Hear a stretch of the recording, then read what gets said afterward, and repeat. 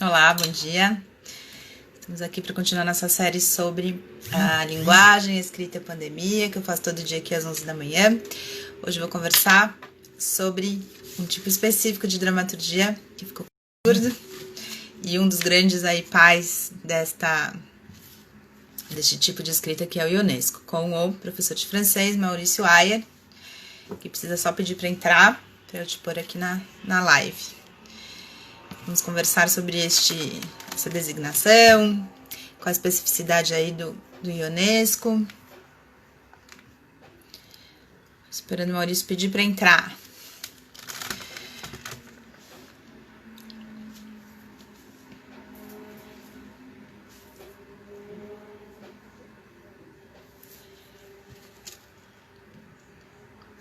Maurício, você tem que pedir para entrar, senão você só vai ficar me ouvindo falar.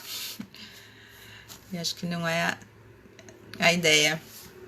Achei que você sabia entrar. Você tem que... ele tá aqui. Quem que tá falando? F. Monamu. O professor... Ah, agora sim.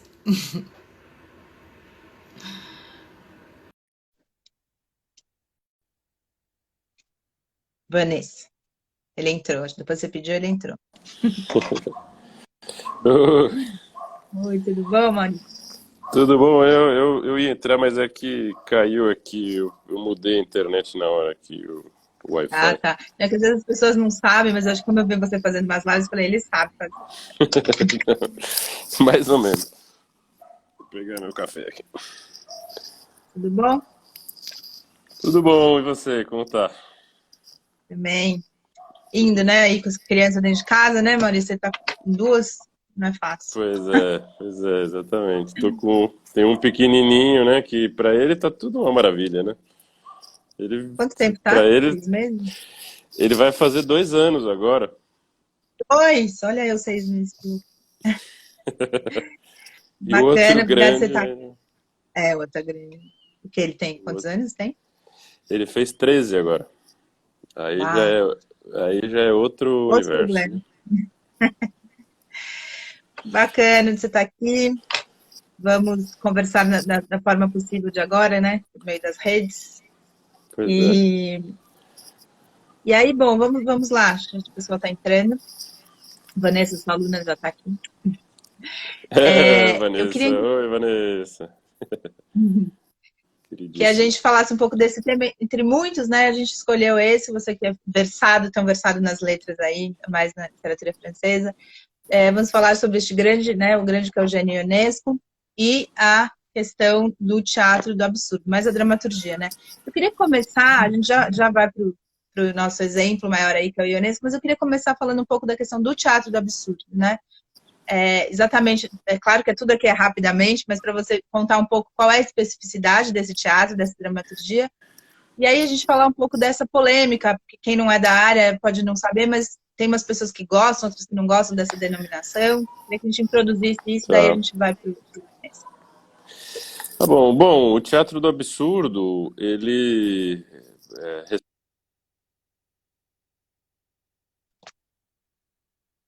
Chato do recebeu uma... absurdo já dá uma absurdada aqui, parou a fala do Cortou? Maurício. Maurício, não deu para te ouvir. Parou na hora que você falou o teatro do absurdo, aí veio, Veio o silêncio. veio o Silêncio é silêncio, parte da linguagem também. Eu vou viu? ficar mais perto do meu Wi-Fi aqui, que senão, ó, vocês veem aqui que eu vou Tá. descer na escada aqui.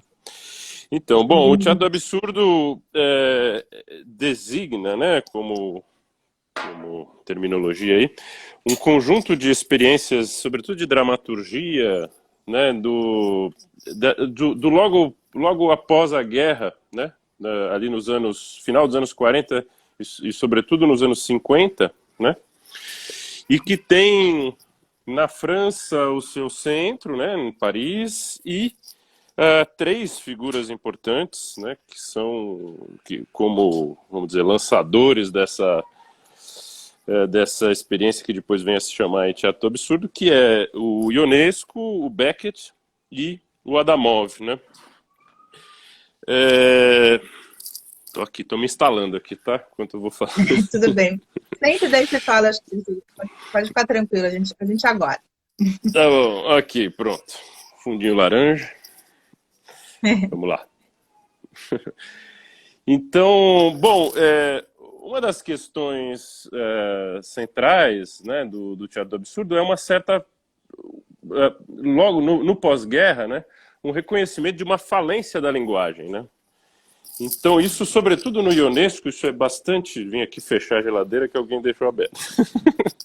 Tudo absurdo aqui, começa a aparecer. Mas uma certa falência, uma descrença na linguagem, né? Isso, sobretudo no Ionesco, né, que a gente vai falar. E sendo o Ionesco é alguém que não recusa essa denominação, né? Ele acolhe, ele entende que sim, que o teatro dele é um teatro do absurdo, né? Não entendendo o absurdo como uma negação do real, alguma coisa assim, mas como, ao mergulhar na realidade, né, ao mergulhar e representar, observar o cotidiano mais banal, a gente começa a perceber como ele é absurdo, né, como não faz sentido, como a gente desperdiça palavras, né, joga palavras e troca, né? Assim, como no fundo a linguagem se esgotou e ela já não quer dizer mais nada, né?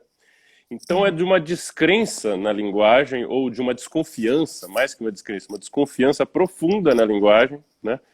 Na capacidade de se comunicar, que o Ionesco funda o seu teatro, né?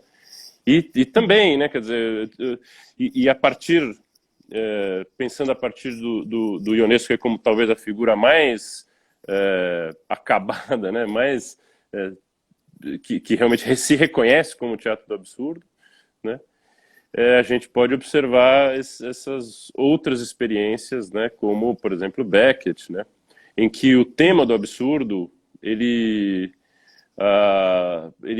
penetra na forma mesmo do teatro, né? Então a gente vivencia a situação absurda, né? Aquela situação que realmente não faz sentido, né? Mas isso como algo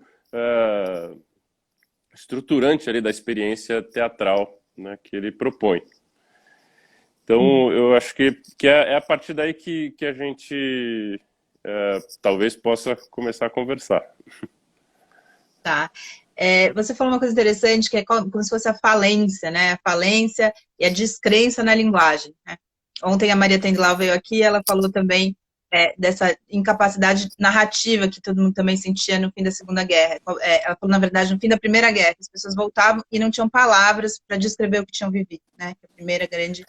Então, só que ao mesmo tempo, esse teatro se dá por meio das palavras, né? É uma dramaturgia. Então, tem uma falência, uma descrença na linguagem, e aí eles vão trabalhar isso por meio da linguagem. Então, tem esse atrito aí que eu acho muito interessante. Eu queria que você falasse um pouco disso. Que linguagem é essa que trabalha a partir e em cima de uma certa falência e descrença na própria linguagem? Como é que é isso? Assim, como é que é essa então, olha, eu acho que a gente vive hoje um momento em que talvez nunca, nas últimas décadas, assim, nunca tenha sido tão fácil de compreender o sentido disso, né? Justamente pelo abuso que se faz hoje da linguagem, isso que a gente chama de fake news, esse tipo de coisa, né? Isso é uma prática do fascismo, né? Que justamente esgota... A experiência do teatro do absurdo realmente não pode ser compreendida, né? Se a gente não entender que ela vem no imediato pós-guerra, né? Num momento em que o fascismo, o nazismo, né, quer dizer, eles misturam a verdade e a mentira. Essa é a questão, né? Quer dizer, rompem completamente os parâmetros que separam a ficção da não ficção, né? E fazem disso uma prática comum na política, que fazem isso penetrar na sociedade de tal forma, né, que realmente já não há mais nenhuma possibilidade de confiar nas palavras, né? É preciso realmente levar a palavra a zero para reinstaurar a possibilidade da comunicação, né? Então, Isso que a gente... Até assim, a gente está vivendo de ontem para hoje aí o susto de saber que o Nordeste tem influência climática É, do hemisfério norte e tal. Né, ninguém sabia, né? A gente vai descobrindo coisas incríveis, assim. então, agora, o problema é que o indivíduo que fala um negócio desse é o ministro da Saúde, né? Quer dizer, ele está numa posição, né, onde uma posição de autoridade pública e ele se pronuncia dizendo algo que é absolutamente absurdo, né? Então, quer dizer, o dizer o absurdo em si não é algo ameaçador, não é algo que afete a linguagem. Mas quando a mentira e essa ruptura entre o que é mentira e o que é verdade penetra nas instâncias de autoridade, nas instâncias que são definidoras da vida pública, da vida social, né? Isso gera uma crise que é muito difícil de suplantar, né? E eu acho que o teatro do absurdo ele vem nesse momento, né? Se a gente pega lá todo o cinema produzido, por exemplo, o Hitler tinha toda a máquina de propaganda com Goebbels, né? E com o cinema, no cinema eles achavam, né? Quer dizer, tinha aquela coisa de fazer pesquisas arqueológicas e encontravam lá a suástica em peças de cerâmica antiga no território alemão, mostrando como ancestrais nazistas já existiam ali, quer dizer, isso passado como documento, né? Isso para dar um exemplo, né, de todo o arsenal de mentiras que foi sendo contado naquele momento e que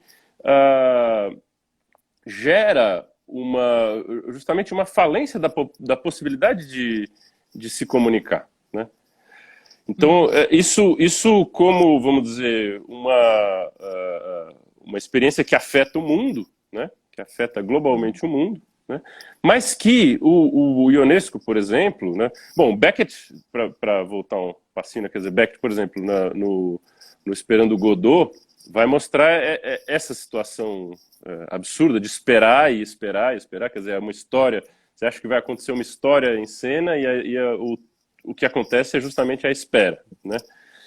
E é isso, e uma série de situações, pequenas situações que vão acontecendo, mas bom, e se a gente se matasse, e se a gente, quer dizer, tudo coisas que vão se colocando num certo lugar de indiferença, né, e que vão ocupando aquele tempo da espera, né? Mas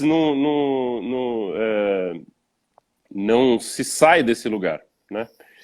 E o Ionesco, no caso, por exemplo, a primeira peça que ele escreve, que ele inclusive chama de antipeça, né, que é a Cantora Careca, é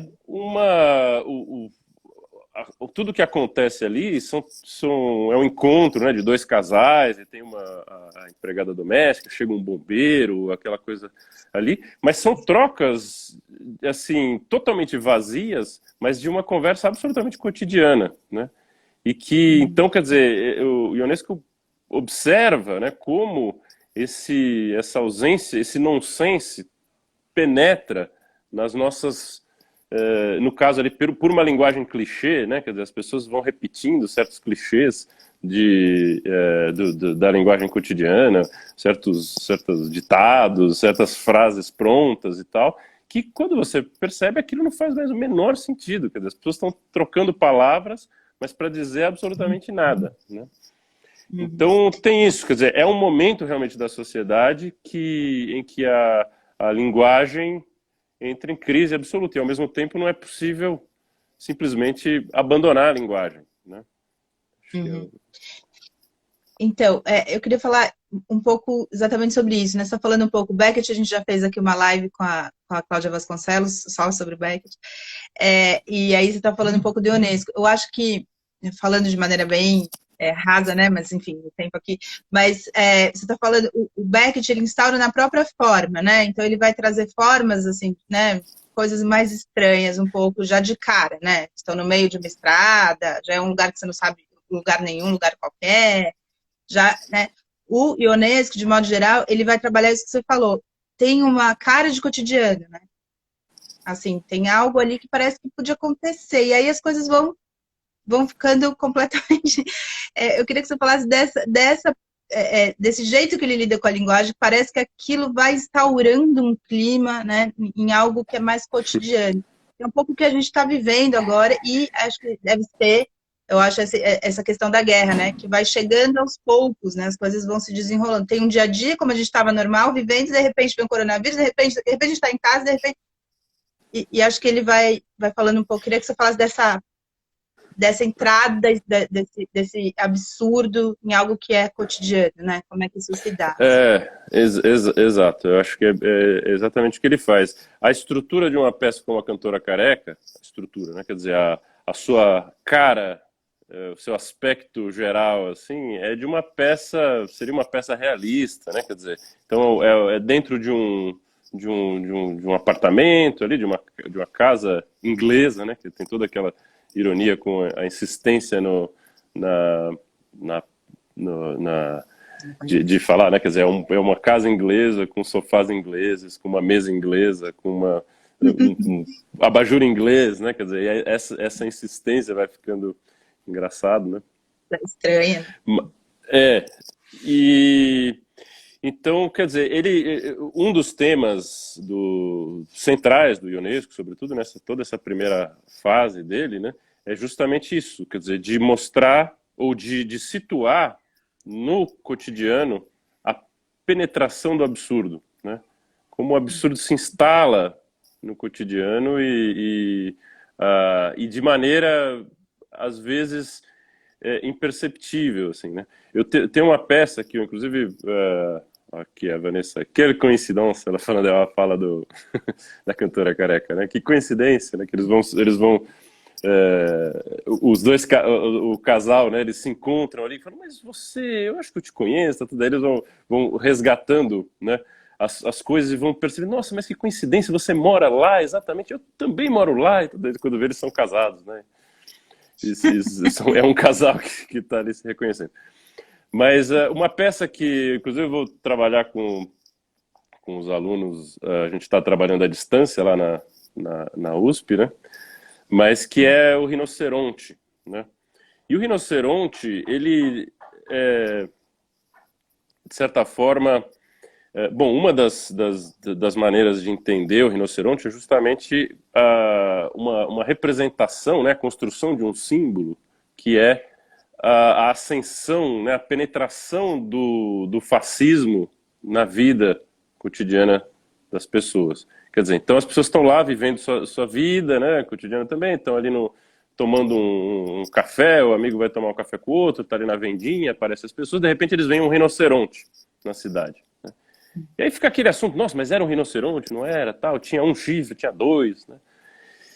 E, de repente, eles estão conversando como se o rinoceronte fosse uma coisa normal. Aí um fala, não, mas escuta, o rinoceronte também tem direito de viver, ele é um ser humano como qualquer outro. Enfim, e aí, aos poucos, né, você vai vendo que são as pessoas que estão se transformando em rinocerontes, né? E à medida que elas vão se transformando em rinocerontes, isso vai se tornando o normal, né?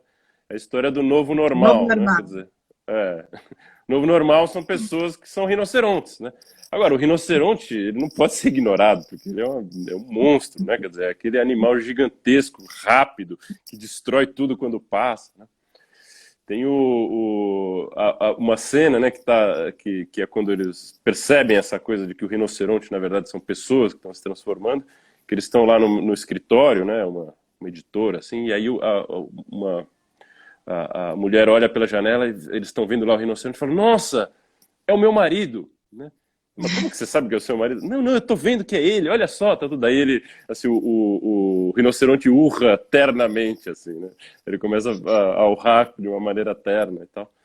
Então, é isso, né? Quer dizer, ele a partir de situações aparentemente banais, cotidianas e tal, ele instaura um elemento ou desloca, né, os elementos da linguagem para revelar esse absurdo, né? E ele se revela justamente nisso, nesse contraste com a situação banal, né? Com a situação cotidiana, né? Tem, por exemplo, uma outra peça dele, interessante, que são as cadeiras, né? Que justamente eles estão, tem um casal de senhores ali no apartamento, tudo, e começam a chegar cadeiras, né? E essas cadeiras vão chegando, vão chegando, vão chegando. E quando você vê, elas ocuparam completamente o palco, né? De maneira que é isso, quer dizer, existe um nonsense, mas existe a configuração, né, e a apresentação de símbolos pela situação cênica, pelo quadro cênico que ele apresenta, né, que são são absolutamente cristalinos, né? Quer dizer, só que isso é trazido para a situação cênica, né? Quer dizer, aquilo que poderia ser uma metáfora, como no sonho, né? Quer dizer, a metáfora ela é figurada, ela é trazida para a situação e o personagem se vê dentro de uma situação onde um rinoceronte atravessa a cidade e as pessoas se transformam em rinocerontes, e assim vai, né? Então, a gente está falando dessa questão da linguagem, né? Assim, dessa questão que ele instaura dentro de uma normalidade, aquilo vai indo, aquilo vai se transformando. Qual é a potência disso? Como é que chegou isso nesse momento ali? Como é que foi a recepção? Qual foi o abalo sísmico que essa dramaturgia trouxe, né? Para aquele momento que se instaura até hoje, né? A gente está aqui falando disso. Como é que foi essa recepção? Como é que foi isso? E por que tem essa digamos, polêmica com esse nome, né? Do Teatro do Absurdo, que o Ionesco, como você disse, acolhe e acha bacana. Por que não seria o Teatro do Absurdo? Qual que é a questão? E como é que foi esse acolhimento? Por que ela gerou esse abalo aí todo na linguagem e nas artes, né? Na literatura e no teatro? Opa! Uma travadinha. Paulo, tá falhando um pouquinho aqui. Vocês estão me ouvindo bem? Estamos. Tá travado, mas... Tá. Mas eu entendi Tá. Não, eu entendi a pergunta, ela falhou um pouquinho aqui, mas... Tá. Então... Não. Deu para entender, né? Quer dizer... Bom, o Ionesco conta, né, que a primeira representação da Cantora Careca, né, que foi a primeira peça dele, tinha ele e a esposa no teatro, e o Nicolas Bataille, né, que era o diretor e tal, e até parece que deram um papel para ele, vem aqui, sobe aqui, faz aqui uma fala e tal, né? Então começou, a estreia mesmo foi bastante modesta, né? Mas rapidamente isso ganha, né, ganha o mundo, né? Quer dizer, é um teatro que vai ser representado no mundo inteiro, sobretudo a Cantora Careca, logo de início, né? Ele conta também isso, que foi representada na Inglaterra, e na Inglaterra ela era entendida como uma peça anti-inglesa, né? Porque tem toda a ironia, são casais ingleses, tem toda aquela brincadeira com o inglês, né? E ele diz que isso foi uma das razões do sucesso da peça na Inglaterra, porque era como a peça anti-inglesa, todo mundo foi ver, né? Aí, bom, Estados Unidos, no mundo inteiro, né? Eu acredito assim que a gente tem que entender, primeiro, o Teatro do Absurdo, né? Ele, talvez a grande novidade dele seja de trazer justamente para a dramaturgia, para uma concepção de estruturação cênica, né? Algo que já vinha sendo praticado, assim, de certa forma, né? Desde Jarry, pelo menos, né? Quer dizer, com todo um teatro farsesco, né? E depois com os surrealistas, né? Com os surrealistas que também cultivaram o absurdo, né? Mas de uma maneira, o nonsense, o absurdo, né? Mas de uma maneira quase heróica, né? Quer dizer, e a própria também a invasão dos objetos sobre o mundo, né? Essa exaltação do mundo das máquinas, do mundo dos objetos, que é algo tão próprio ali dos futuristas e depois dos surrealistas e tal, né? Então, essa dimensão do sonho, né? Tudo isso já circulava, né, no meio cultural mundial e, sobretudo, francês, né? Paris sendo ali até, sobretudo até a Segunda Guerra, o principal centro cultural do mundo, né? Mas a dramaturgia do teatro do absurdo justamente vem trazer isso para um elemento estruturante, né, de concepção cênica. E isso,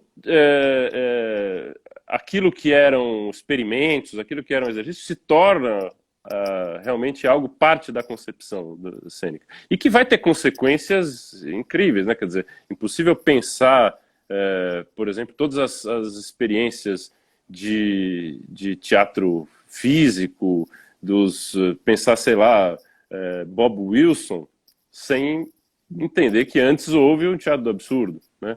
Ou o teatro físico, claro que você tem o Artaud, né, como uma figura importante, mas Artaud é parte desse caldo, quer dizer, ele vem dos surrealistas e tal, mas ele é contemporâneo ali, e o teatro do absurdo então traz isso como algo da dramaturgia, né, quer dizer, da escrita cênica, né, onde você não é simplesmente um exercício de entrar em cena com uma coisa maluca e tal, não, é algo que estrutura a peça mesmo, né, que estrutura a coisa. E, bom, com relação a essa... Maurício, só te dar uma interrompidinha. Você falou de teatro físico, para quem não é da área, parece que todo teatro é físico, né? O que é esse teatro físico do qual você está falando, que tem essa influência tão clara aí desse teatro absurdo? Eu nem falo assim de uma influência direta, mas de que algo que se abre ali com o teatro do absurdo, né? E que é eu vou falar do teatro físico, né?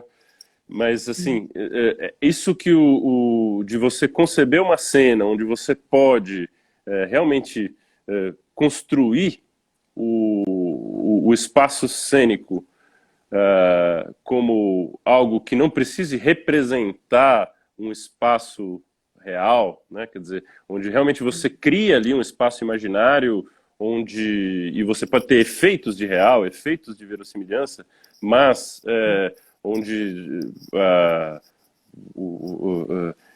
a maneira de compor esse espaço fica totalmente dentro, a partir de uma proposta de linguagem cênica, né, sem que isso tenha que representar necessariamente um outro espaço, né, quer dizer, então, um mundo onde é possível real, né? as pessoas se transformarem em rinocerontes, né, por exemplo, né.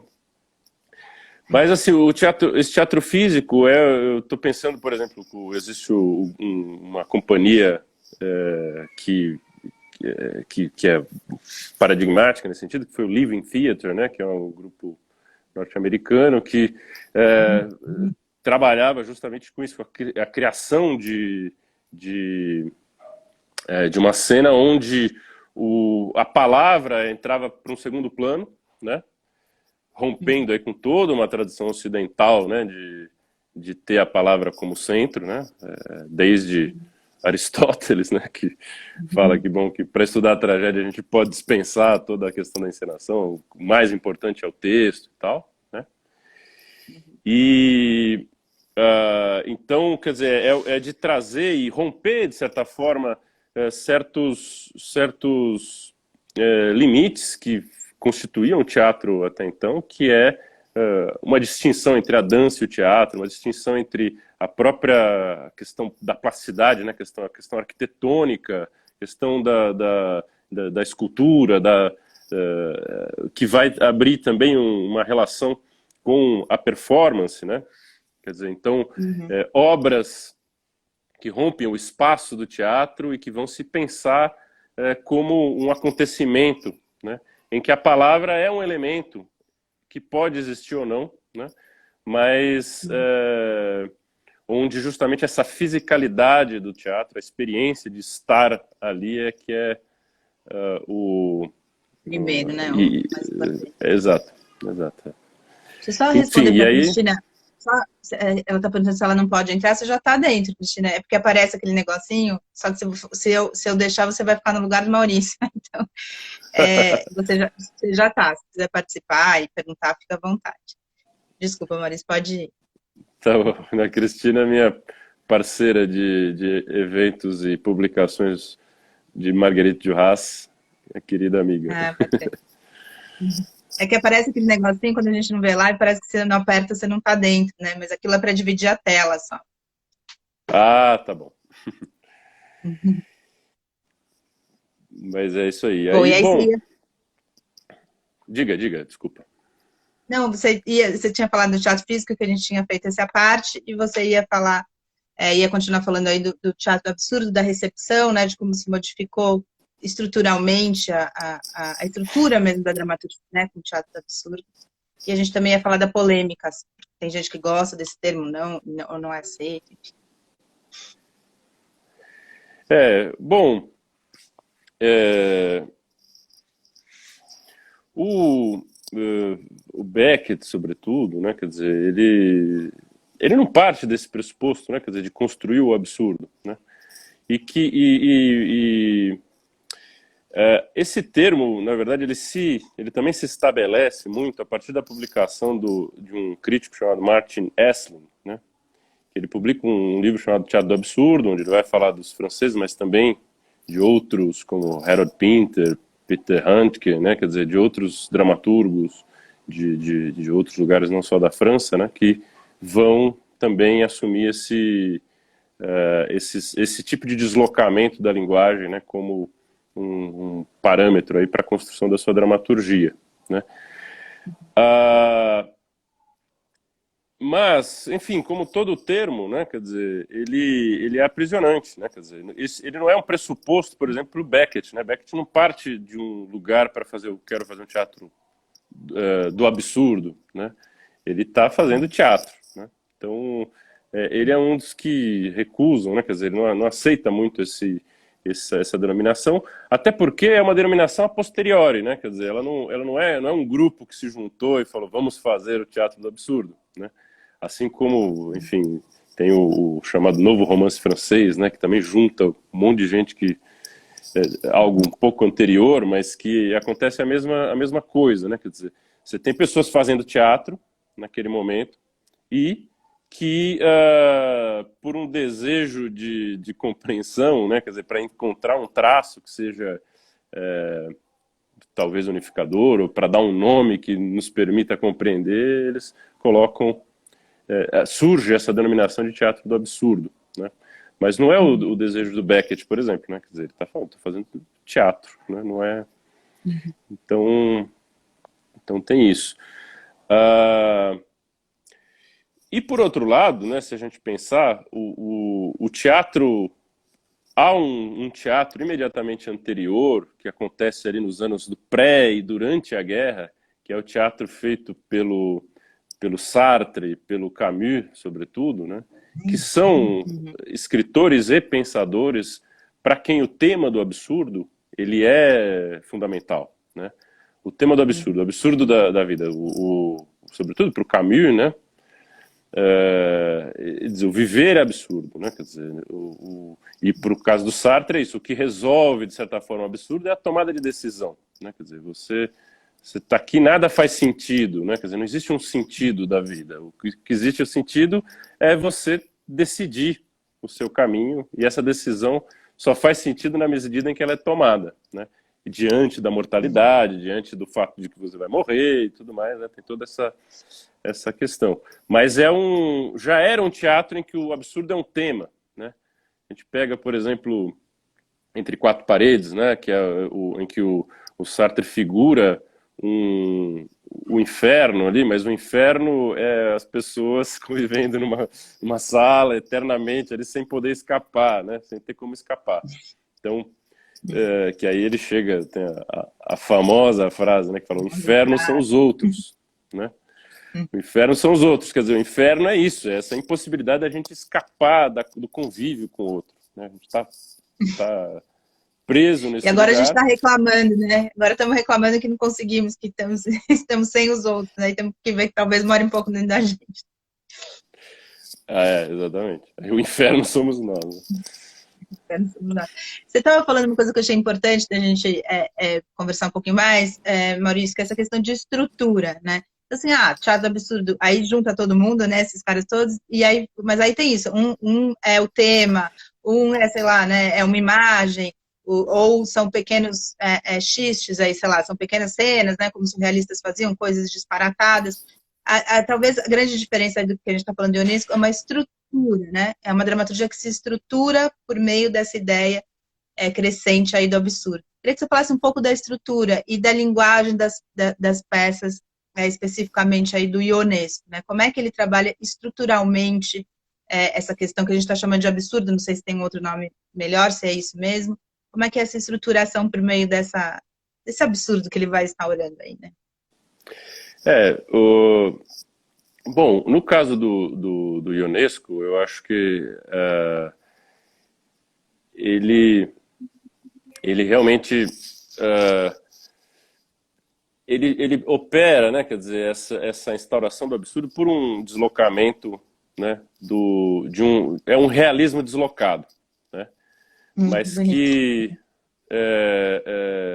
de maneira que é isso, quer dizer, você tem toda a aparência de uma cena realista, né, mas onde o elemento absurdo ele acontece e ele não é necessariamente estranhado como absurdo, né? Quer dizer, então nesse sentido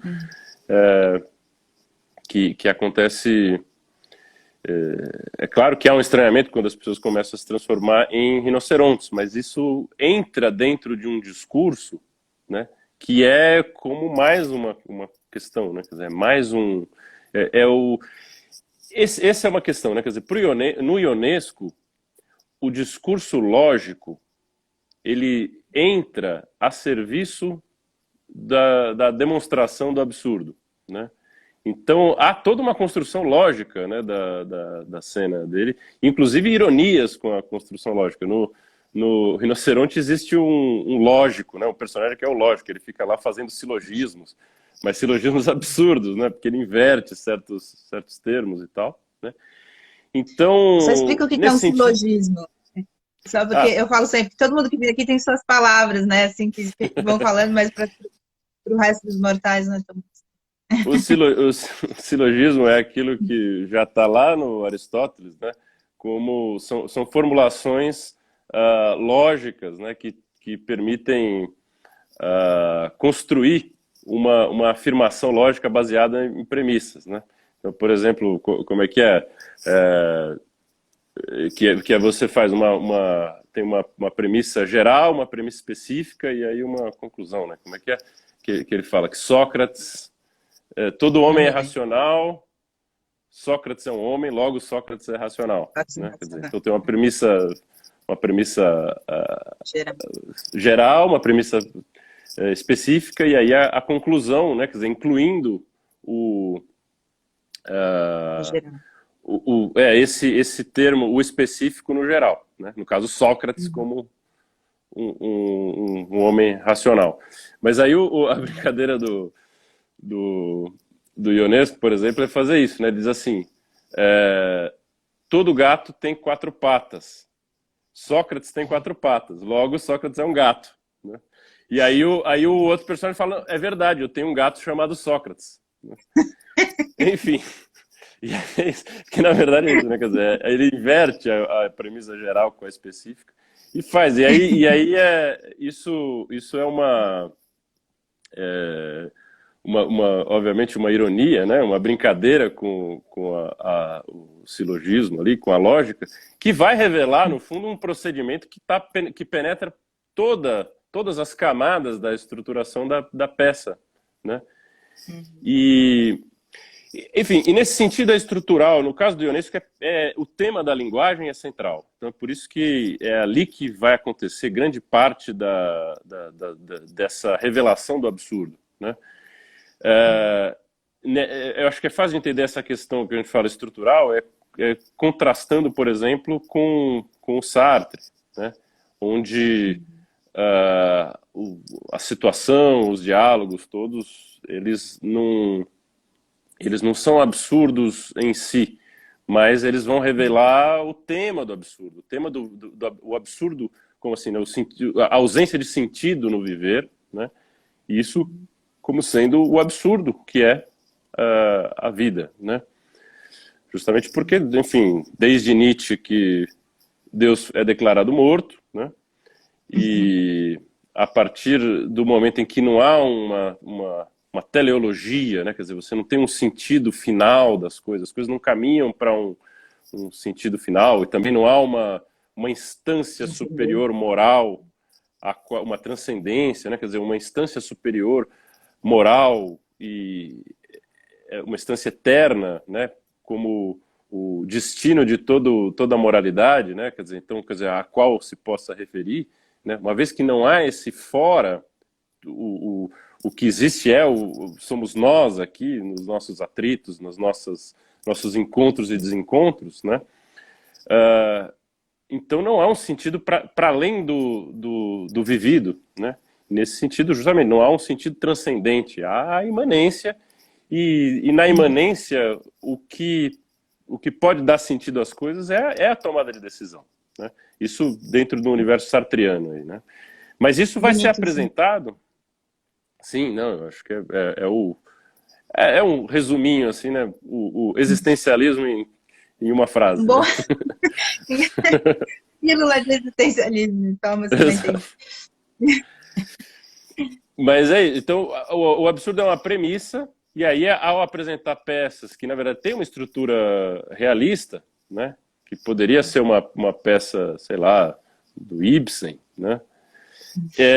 Só que onde o tema é esse, você vai chegar, né, numa espécie de conclusão, né, numa espécie de tese demonstrada ali, né, essa coisa de como viver é um absurdo e como o inferno já é aqui, né?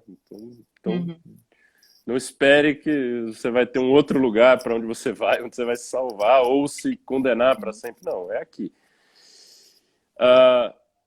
E aí, então é isso, mas você vive num espaço de racionalidade, num espaço em que a linguagem o lugar, é um lugar não posto em crise, vamos dizer assim, né? Enquanto que o teatro do absurdo, e sobretudo no ionesco, né, a linguagem é absolutamente posta em crise, quer dizer, há uma descrença, há uma desconfiança de que seja possível dizer qualquer coisa, né? Então a gente vai vivenciar isso no teatro, né? Quer dizer, então é nesse sentido que é estrutural e estruturante, né? Quer dizer, você está lá vivenciando o absurdo, né? Você não está falando sobre o absurdo ou mostrando cenas que vão te permitir pensar sobre o absurdo que é viver. Você vai viver o absurdo imediatamente e aí, sim, aí refletir, enfim, aí você tem todas as possibilidades que o pós-cena, né, te permitem. Vai te deixar. Eu acho isso bastante interessante. Aí eu fico pensando que se a gente, nesse momento que a gente está vivendo, conseguir pegar uma das peças de Ionesco, ler e analisando friamente, você vai vendo o desdobramento, né? Acho que dá para você ir vendo essa questão estruturante de como você vai transformando as coisas em absurdo. Como é que o absurdo vai entrando e vai se tornando algo, né? Que daí sei lá, um ministro pode falar o que quiser de geografia. Como assim? Como que a gente chegou nisso? Acho que as peças do Ionesco podem, nessa questão de serem estruturadas em cima do absurdo, né, Maurício? E mostrando para a gente um pouco como esse absurdo vai se instaurando, né, assim, estruturalmente dentro desse teatro. E aí, dentro da linguagem, né? E aí eu queria que você falasse um pouquinho também sobre essa questão da representatividade, né? Porque a gente está falando da representação, desculpa, não da representatividade, da representação. A gente está falando de rinocerontes, né? Como é que isso foi posto em cena naquele momento? Como é que foi passado para o palco ele mesmo ali no momento dele, esse absurdo também por meio de como é que ele pôs isso no palco, né? Se a gente está falando de teatro. É uma boa pergunta. Você sabe que eu já vi diversas imagens e filmagens assim do rinoceronte, né? Dá para procurar aí no YouTube, na internet e tal. Sabe que eu não sei te dizer assim como é que foi a primeira montagem do rinoceronte, assim, como é que eles trouxeram isso para a cena, assim, né? Mas existe, eu sei de uma montagem bastante antiga, não sei se é a primeira, em que eles fizeram uma espécie de um rinoceronte inflável, assim, que ia entrando pelo lado, né? Mas tem várias representações, algumas usaram máscaras, usam, né, que entra, assim, ele aparece... Porque toda a primeira parte da peça, ele é visto, né? Quer dizer, você ouve o ruído dele, né? Você ouve o barulho, mas ele não aparece, assim. Mas há um momento em que sim, né? E daí começam a... tem muitas encenações. Eu realmente não sei como é que foi a primeira, assim, como é que ele lidou com isso. Como é que ele mesmo, né? E assim, engraçado se não tivesse, né? Se fosse só as pessoas mesmo, né? Assim, acho que talvez ele tenha feito isso, imaginando, assim. O primeiro momento, por exemplo, quando o personagem Jean, né, ele começa a se transformar em rinoceronte ali, ele se transforma isso, também é na linguagem, ele vai falando, né, tá lá o Beranger, né, que é o Beranger, né, que é o amigo dele, fala assim, nossa, mas escuta, a gente devia procurar um médico, né, daí o cara, no meio da fala dele, fala, não, eu não confio em veterinários, né. E assim que a coisa vai aparecendo, né?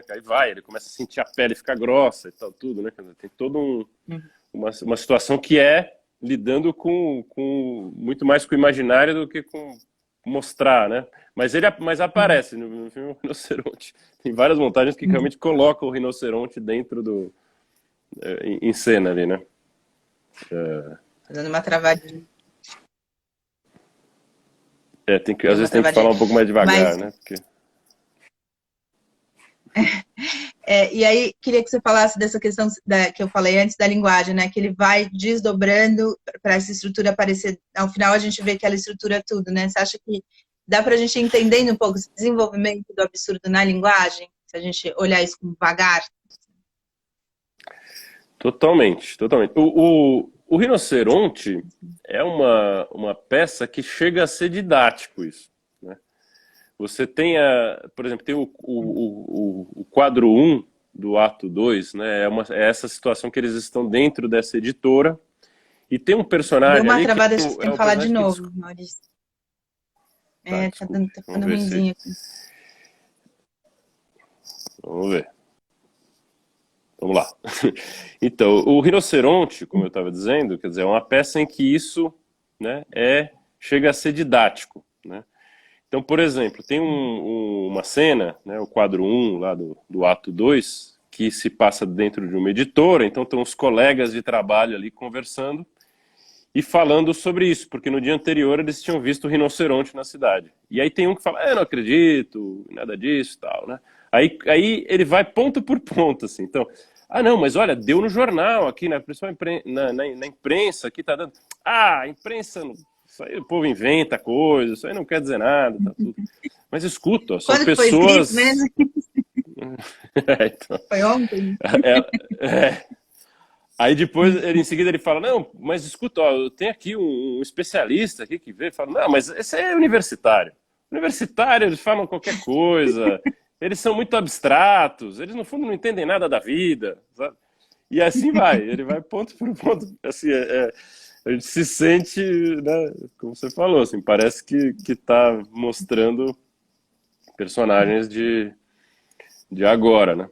E é isso, esse negacionismo também está ali representado, e aí nesse sentido é o momento em que a gente olha para o lado assim, e fala, o que está acontecendo, né? Quando a peça do Teatro do Absurdo parece absolutamente realista, alguma coisa aconteceu com o real, né? Com a realidade, assim.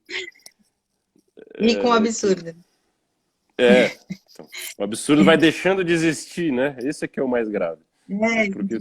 é verdade. Isso é uma das definições uma das características do fascismo, né? Segundo os filósofos analisam e tal, é justamente essa mistura da ordem com a desordem, né? Que do ponto de vista da linguagem, né? É essa indiferenciação justamente entre entre verdade e mentira, entre a ficção e a não ficção, né? Essa indiferenciação, ela é uma das características do fascismo, porque justamente você gera um caos, e isso é em certa medida engraçado, né? Então, quer dizer, o Vladimir Safatli, ele fala isso sobre o Bolsonaro, eu acho interessante que ele fala assim, é meio que uma mistura de militar com palhaço de circo, né? Então, ele fala e você não sabe o que é preciso levar a sério, né? Quer dizer, então ele fala, vou matar todo mundo, tal. Aí no instante seguinte ele diz, mas como que você acha que eu vou matar todo mundo, né? Então, e aí isso é falado de uma forma, é uma piada, mas não é. Então, quer dizer, a gente nunca sabe o que é preciso levar a sério nisso. E é assim que esse discurso circula, né? E é assim que ele vai penetrando os diversos níveis da nossa relação com a realidade, ao ponto que isso vai colocando de tal forma em crise a linguagem mesma, em que a gente já não sabe mais distinguir o que é real e absurdo, né? Então é isso, no fundo... Se desautorizasse a linguagem, um pouco isso também que o Ionesco vai trabalhar, né? Como se a linguagem não tivesse sentido, não tivesse importância, mas ao mesmo tempo a gente se relaciona por meio da linguagem. Então, o absurdo está aí. Não importa o que eu falei, mas você falou, e agora você está falando. Porque você está falando agora Exato. e não importava antes, não importa agora.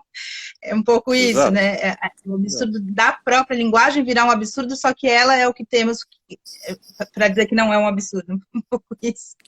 Exatamente, exatamente. É uma anulação completa de nós mesmos, na verdade, né? No momento em que a linguagem, ela é complicada, né? Ela é complicada, ela é realmente assim, é difícil se comunicar, né? É difícil estabelecer, né, aquilo que é... A linguagem, ela é sempre... Ela se refere ao real, mas ela não se confunde com o real, né? Então, uma vez que há duas pessoas, há interpretação, há tradução e há desentendimento, né? Então, isso é um dado da linguagem, né? Eu vi que você conversou com a professora sobre o Walter Benjamin, né? E ele é um dos caras que exatamente. E ela, bom, e o Benjamin é um dos caras que fala isso, né? Sobre essa questão, ele resgata lá o mito de Babel, né? E justamente para dizer, quando rompeu a Torre de Babel, né, do ponto de vista mítico, assim, cria-se o desentendimento. Quer dizer, a partir daí cria-se a necessidade da tradução, né? Necessidade da gente se traduzir. Quando eu falo aqui, você está traduzindo na sua compreensão e eu estou tentando traduzir aquilo que você fala, né? Mas não há uma comunicação transparente, né? Agora, isso há um pacto, né? A gente há um pacto de uma tentativa de se compreender e de se fazer compreender, né? Uma vez que se rompe esse pacto e você deixa se instaurar o absurdo, isso põe em crise tudo, né? Quer dizer, não há mais a possibilidade de você construir nada de uma esfera pública, né? Quer dizer, então é uma crise profunda que se instaura e a gente pode ter certeza, assim, a superar esse estado de coisas que a gente vive. Talvez a gente precise de muito Ionesco, de muito Beckett, de muito Harold Pinter, de muito, né, para a gente conseguir elaborar esse momento e conseguir passar adiante, né? A gente ainda está vivendo ele, a gente ainda não venceu isso, né? Ele ainda está corroendo a nossa vida pública, nosso entendimento do mundo e nosso entendimento das possibilidades, né, de sair disso. Pode vir, né? Que é uma das coisas mais difíceis, né? Eu queria que a gente tá chegando no finzinho, mas tem 7 minutos. É muito rápido aqui essa hora, é a hora mais rápida que das mais rápidas da vida. Aí eu queria, então, quando ele propõe isso, né, quando o Ionesco propõe, ele não está propondo também, digamos assim, um arrasa quarteirão, não há possibilidade de, né, ele não tem o niilismo da comunicação, né, o Ionesco. Eu queria que você falasse um pouco isso, quer dizer, ele propõe isso como não vai dar mesmo, tudo um absurdo, vamos, né, não vamos nos entender, ou há uma proposição também positiva dentro desse teatro do Ionesco, ou não? Como é que ele coloca isso? Olha, aí é interessante, a gente ouve um pouco ele falando, né, sobre como ele concebe e tal, tudo. E ele no fundo se coloca assim como falam, né, sobre ele que você quer dizer que a comunicação é impossível, né, com as suas peças? Ele diz, não disse que é impossível, disse que é difícil, né? Disse que é muito difícil, né? Então, eu acho que existe uma... Eu não sei se ele pretende nos salvar disso. Eu não sei se ele tem essa... Se ele imagina que isso seja possível. Mas talvez ele fala, mas é preciso revelar isso, né? É preciso expor isso, né? E talvez seja uma maneira, né? Se a gente tomar consciência desse momento de impossibilidade da linguagem, talvez seja a maneira de se talvez superar, né? Talvez superar isso, não superar absolutamente, porque é impossível, mas que a comunicação volte a ser possível, né? Eu não sei se ele aponta isso como um horizonte, né? Eu acho que ele mais realmente revela, né, essa dificuldade, essa quase impossibilidade, né? E ele fala isso, inclusive, em relação ao Beckett, por exemplo. Ele disse, não, quando eu fiz, logo no início ali, né, eu realmente já partia de um lugar, de uma desconfiança da linguagem, né? E o Beckett não. Ele escreve, né, a cantora Careca, por exemplo, isso da linguagem verbal, sobretudo, né? Quer dizer, desculpa, o Esperando Godot, né? Quer dizer, pensando no Beckett, né? Eles se comunicam e as falas dizem aquilo que elas dizem, né? Talvez a cena, realmente, elas instauram uma situação absurda, né? A gente pensa fim de partida, né? É aquela situação que não sai, não te indica nenhum caminho de saída. Os personagens, né? São personagens defectivos, né? Quer dizer, que eles têm características de menos, né? Então é um personagem que não senta, é um personagem que não é capaz de se sentar, o outro não é capaz de se levantar, um é cego, o outro é... Né? São personagens que são antropomórficos, mas com características reduzidas ali, né? Um que vive dentro do cesto de lixo, o outro que... Né? E assim... E aquela situação da qual não se sai, né? Então isso claro, é o absurdo também entranhado na situação cênica, né? Mas as palavras dizem o que elas dizem, né? Quer dizer, há uma certa crença ainda na possibilidade de dizer alguma coisa, né? O Ionesco não, ele vai justamente instaurar essa crise, ou vai reconhecer essa crise e fazer dela o centro ali, né? E eu acho que... Opa, peraí que... Poxa. Interrompeu aqui. Foi a bateria aqui. Mas mas eu acho que é por aí, essa situação dele, né? A Paloma perguntou se fica gravado, fica aqui no IGTV no meu perfil, depois sobe para o YouTube. Rapidinho, 2 minutos. Você tem uma indicação para quem quer saber melhor sobre essa história? Qual o livro, qual a coisa que você indica para as pessoas? Bom, eu acho que assim, bom, primeiro ler os livros, né? O Ionesco, a Cantora Careca, As Cadeiras, o Rinoceronte Hoje, né? Ler o Rinoceronte Hoje é algo que realmente nos ajuda talvez, ao nos reconhecer nesse espelho absurdo do real, nos ajude a entender um pouco esse momento. E claro, é uma peça incrível para se penetrar no universo do Ionesco, né? Um texto aí é engraçado, você me pergunta assim, eu não sei se são coisas fáceis de encontrar, né? Mas tem um livro muito bacana sobre o Teatro do Absurdo, que é esse livro clássico do Martin Esslin, chamado O Teatro do Absurdo, né? A gente não vai achar agora, mas nas bibliotecas a gente acha. Quando puder ir até a biblioteca. Comprando sebo virtual, os sebos virtuais aí. Eu acho que ele é esgotado, se não me engano. Mas obrigada, viu, Maurício? Obrigada por você ter vindo. A gente tem 25 segundos.